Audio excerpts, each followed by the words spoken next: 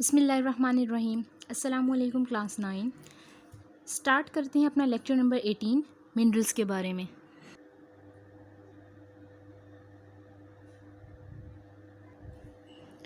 Minerals, इससे पहले जो हम अपना टॉपिक देख चुके हैं वो हमने ह्यूमन फूड के बारे में कार्बोहाइड्रेट्स, प्रोटीन और लिपिड्स को देखा था। आज हम एक्सक्लूसिवली मिनरल्स देखेंगे और इसकी सारी की सारी टाइप्स उसकी एग्जांपल्स के साथ देखेंगे। वाइटामिन्स को जो है वो हम अगले लेक्चर के लिए वो जो है वो रख रहे हैं, क्योंकि इस तरह हमारा टॉपिक बहुत लेंथी हो जाएगा। स्टार्ट करते हैं मिनरल्स।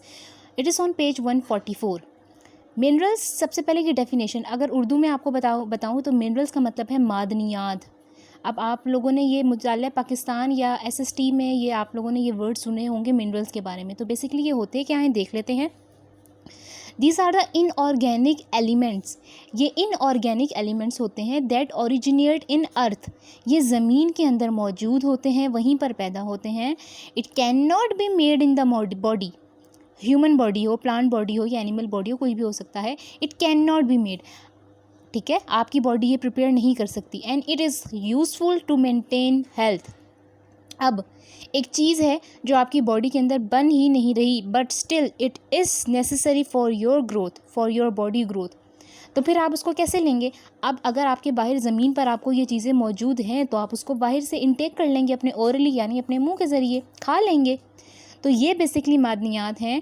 ये कुछ ख़ास अमाउंट में यानी कुछ कम मिक़दार में ज़रूरी होती हैं हमारी बॉडी की ग्रोथ के लिए, लेकिन हमारी बॉडी कभी भी ये बना नहीं सकती, ठीक है। सोर्सेज क्या हैं? आप इसको कहाँ से हासिल कर सकते हैं? आप इसको प्लांट से हासिल कर सकते हैं, या फिर आप एनिमल फूड से, जैसे आप मीट वगैरह खा रहे हैं, मीट खा रहे हैं, आप लिवर खा रहे हैं, कलेजी वगैरह खा रहे हैं, और आप बकरे का गोश्त खा रहे हैं, बड़ा गोश्त खा रहे हैं, फ़िश खा रहे हैं, तो उनके अंदर ये मिनरल्स मौजूद होते हैं। सवाल यहाँ पर पैदा होता है, इन तक ये चीज़ें कैसे पहुँची? तो बेटा, प्लांट्स किसके अंदर ग्रो करते हैं? प्लांट्स ज़मीन में ग्रो करते हैं। ज़मीन में वहाँ पर क्या रूट्स होती हैं, पानी एब्जॉर्ब करती हैं। तो उन पानी के अंदर ये तमाम के तमाम मिनरल्स पानी के ज़रिए, प्लांट्स की रूट्स के ज़रिए पौधों के अंदर दाखिल हो जाते हैं और हम ये पौधे खा लेते हैं। इस तरह ये मिनरल्स हमारी बॉडी के अंदर ट्रांसफ़र हो जाते हैं। इसी तरह एनिमल्स क्या खाते हैं? एनिमल्स वो खाते हैं घास वगैरह खाते हैं। अगर फ़िश देख लें, वो उसी पानी में रहती है जिसमें मिनरल्स मौजूद हैं। आप इसके अलावा चिकन देख लें, जो आप मुर्गी वगैरह खाते हैं, उसमें भी वो क्या है, वो दाने खा रही है, ठीक है। तो उससे क्या है, बेसिकली ये मिनरल्स जो हैं ये एक साइकिल के थ्रू आपकी बॉडी के अंदर ट्रांसफ़र हो रहे हैं। और अगर आप ये चीज़ें खाना छोड़ दें, बिल्कुल सेहत वाली चीज़ें खाना छोड़ दें, तो इनकी कमी हो जाएगी। आपके मिनरल्स आपकी बॉडी में सोडियम है, कैल्शियम है, पोटेशियम है, क्लोरीन है, ये तमाम के तमाम, आयोडीन है, ये तमाम के तमाम मिनरल्स हैं, आपकी बॉडी में नहीं बनते, आप बाहर से लेती हैं। कैल्शियम कैसे लेती हैं? आप दूध पीते हैं, आप अंडे खाते हैं, ठीक है। मिनरल्स अब हमने देख लिया है, सोर्सेज क्या हैं, कहाँ कहाँ से हमें मिल सकते हैं और डेफिनेशन क्या थी। अब चलते हैं टाइप्स ऑफ मिनरल्स की तरफ।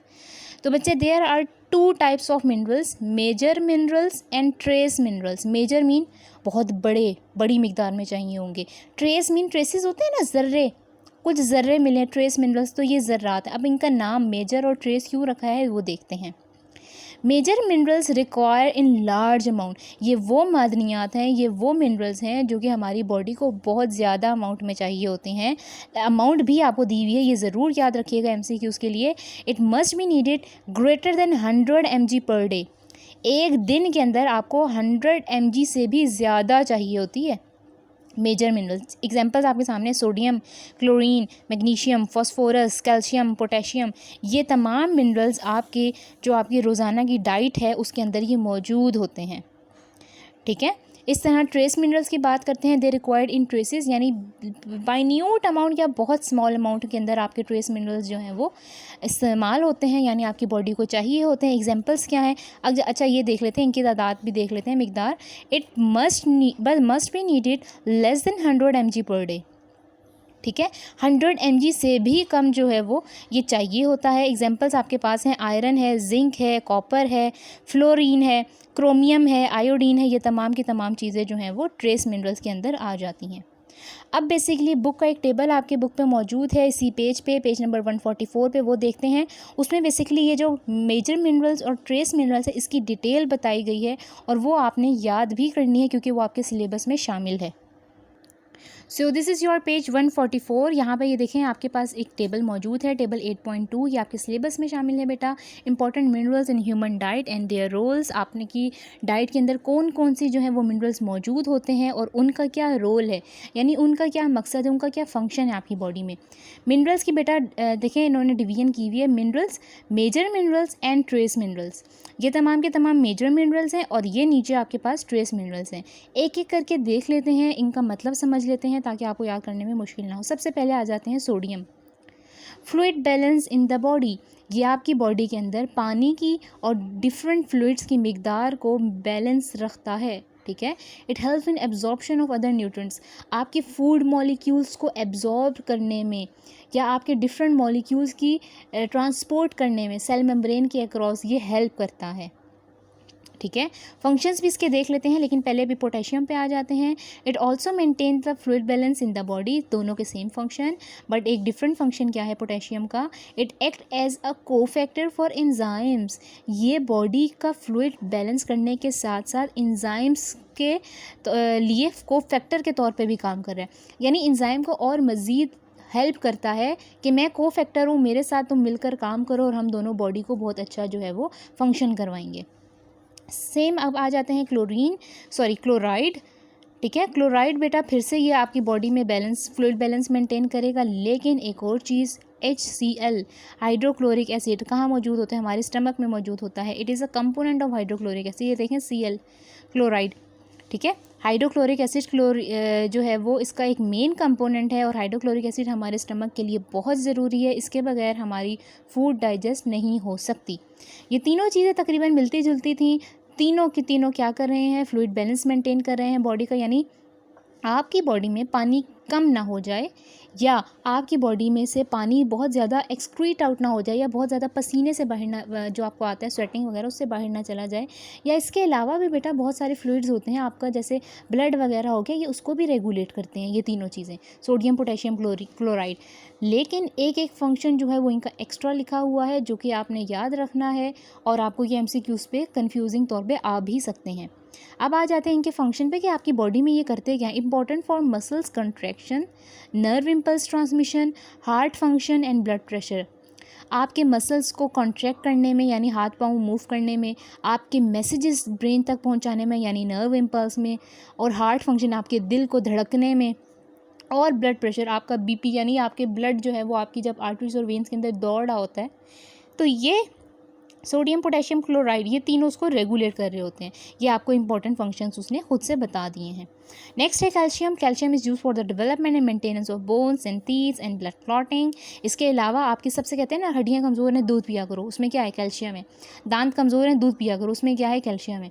और ब्लड क्लॉटिंग, जिस बंदे के अंदर कैल्शियम की कमी होती है उसकी ब्लड क्लॉटिंग का भी मसला होता है। ब्लड क्लॉटिंग मतलब अगर एक चोट लगी उसमें से खून बहता रहेगा और ऊपर जो है वो खुरन टाइप चीज़ या ब्लड क्लॉट नहीं होगा, ठीक है। अगर ब्लड क्लॉट नहीं होगा तो आपका बॉडी का बहुत सारा खून भी ज़ाया हो सकता है, इसलिए कहते हैं कैल्शियम जो है वो लेना चाहिए। मैग्नीशियम एंड फॉस्फोरस की बात करें तो ये दोनों जो हैं वो एक ही तरह का काम करते हैं, इसीलिए आपको यहाँ पर लिख दिया है development and maintenance of bone and teeth. इसका मतलब है हमारे पास सोडियम पोटेशियम क्लोराइड ये तीनों सेम है और कैल्शियम और मैग्नीशियम एंड फॉस्फोरस ये तीनों सेम है। 3 और 3 6 आपके पास मेजर मिनरल्स मौजूद हैं। 3 का एक फंक्शन है, इन 3 का एक फंक्शन है और इनका एक एक्स्ट्रा भी बताया गया है क्योंकि ये बहुत इंपॉर्टेंट है, सोडियम पोटेशियम और क्लोराइड। मेजर मिनरल्स हम डिस्कस कर चुके हैं, अब चलते हैं ट्रेस मिनरल्स की तरफ। एक बार फिर बता दूं, ट्रेस मिनरल्स वो मिनरल्स हैं जो 100 mg पर डे से भी कम चाहिए होते हैं। इतनी मिकदार हमें नहीं चाहिए होती, ना भी हो तो हमारी बॉडी गुजारा कर लेती है, लेकिन 100 mg से कम हो मतलब ज़रूरी होते हैं। ट्रेस मिनरल्स में iron, zinc, copper, chromium, fluoride और आयोडीन मौजूद हैं आपके सामने। आयरन देख लेते हैं, oxygen transport and storage. Oxygen transport iron कैसे कर रहा है, एक बात याद रखिएगा, हमारे रेड ब्लड सेल्स के अंदर क्या चीज़ मौजूद होती है, हीमोग्लोबिन। हीमोग्लोबिन के अंदर आयरन मौजूद होता है जो कि ऑक्सीजन को अपने साथ बाइंड करता है और आपके एक एक सेल के पास जाकर ऑक्सीजन ट्रांसपोर्ट करता है। तो अब शायद आपको क्लियर हो गया हो कि आयरन कैसे काम कर रहा है ऑक्सीजन का, ठीक है। आपका तो यही होगा ना कि नाक से ऑक्सीजन जाती है, तो इसमें आयरन का क्या काम है बेटा, नाक से अंदर ऑक्सीजन जाती है, उसके बाद ट्रेकिया, एल्वियोलाई, ब्रोंकाई, ब्रोंकियोल्स, उसके बाद जब एल्वियोलाई में पहुंचती है, एल्वियोलाई के अंदर आपका ब्लड होता है, आपकी कैपिलरीज के अंदर ब्लड के अंदर क्या होती है, हीमोग्लोबिन, वहाँ पर आयरन मौजूद होता है। इसके अलावा स्टोरेज में भी यूज़ होता है, ये आपके जो है वो बॉडी में स्टोरेज करती हैं चीज़ों की, आपको जो है वो सख्ती देती हैं, मजबूती देते हैं। जिंक क्या करता है, एड्स इंसुलिन एक्शन, इंसुलिन का काम जो है वो आसान कर देता है। इसके अलावा ग्रोथ और रिप्रोडक्शन में भी काम करता है। ठीक है। आयरन और जिंक के बारे में, दोनों के बारे में एक और चीज़ यहाँ पे मेंशन है, it acts as a enzyme cofactor support immune function. ये दोनों काम एंजाइम्स को भी हेल्प करता है और आपके इम्यून सिस्टम को भी फास्ट करता है, ताकि आप बीमारियों से बच सकें, आप डिफरेंट बैक्टीरिया और वायरसेस का मुकाबला कर सकें। कॉपर की बात करते हैं, ये भी एंजाइम को फैक्टर के तौर पे एक्ट करता है और एंजाइम की मदद करता है कि काम आपका, रिएक्शन आपका फास्ट हो जाए। Chromium also helps in insulin action, जैसे जिंक का था, और जिंक और क्रोमियम यहाँ पर जो है वो सेम है। इसी तरह आपका कॉपर और जिंक थोड़ा सा सेम आ रहा है, क्योंकि यहाँ पर ये क्या है, ये एंजाइम और कोफैक्टर के तौर पे है। तो देखें आपके पास काफ़ी चीज़ें जो है वो सेम है, जो सेम है उसकी आप थोड़ी सी निशानी रख लें और जो डिफरेंट चीज़ है उसको जहन नशीन कर लें। फ्लोराइड जो है वो आपके bone minerals and hardens the tooth enamel, आपकी जैसे हम कहते हैं ना हमारे टूथपेस्ट में फ्लोरीन मौजूद है या फ्लोराइड मौजूद है, आप लोगों टीवी में भी बहुत सारे एड्स देखते होंगे, तो वो आपके टूथ को, यानी आपके एनिमल को, दांत का जो हिस्सा होता है वाइट कलर का, उसको मजबूती देता है, हार्ड करता है, और आपके बोन्स को भी जो है वो मिनरल्स प्रोवाइड करता है और उसको मजबूती देता है। आयोडीन, आप आयोडीन मिला नमक भी खाते हैं, वो बहुत ज़रूरी है। अगर आप लोग खुला नमक खाएंगे, वो जैसे पहाड़ी नमक भी कहते हैं या समुद्री नमक भी कहते हैं, वो बहुत नुकसानदेह होता है, वो नहीं खाना चाहिए। आयोडीन मिला नमक हमेशा खाना चाहिए, या हिमालयन पिंक सॉल्ट खाना चाहिए। क्यों? क्योंकि उसके अंदर मिनरल्स की तादाद ज़्यादा होती है। जो लोग खाते हैं इस तरह का खुला नमक, उनको ये नहीं खाना चाहिए। आयोडीन बेसिकली क्या करता है, आपके थायराइड को प्रॉपर्ली फंक्शन करवाता है, ताकि आप उसको खा सकें, ताकि आपका जो थायराइड फंक्शन है वो जो है वो मेटाबोलाइज कर सके आपकी बॉडी को, यानी आपके बॉडी के डिफरेंट फंक्शंस जो हैं वो अपने मुताबिक कर सके और आपकी बॉडी एक नॉर्मल तरीके से जो है वो डेवलप कर सके। दोनों मिनरल्स हम देख चुके हैं। पहले हम लोगों ने मिनरल्स देखे, उसके बाद मेजर मिनरल्स और माइनर मिनरल्स की डिटेल देखी, और यहीं तक आज का हमारा टॉपिक है। नेक्स्ट जो है हमारे पास यहाँ पर role of calcium and iron हम लोग डिस्कस नहीं करेंगे, हम डायरेक्ट आ जाएंगे वाइटामिन्स पे। वाइटामिन्स पूरे का पूरा एक पूरा टॉपिक है, वो अगले टॉपिक पे डिस्कस करेंगे। यहीं पे आज का टॉपिक होता है कंप्लीट। कोई भी क्यूरी हो आप पूछ सकते हैं। अल्लाह हाफिज़।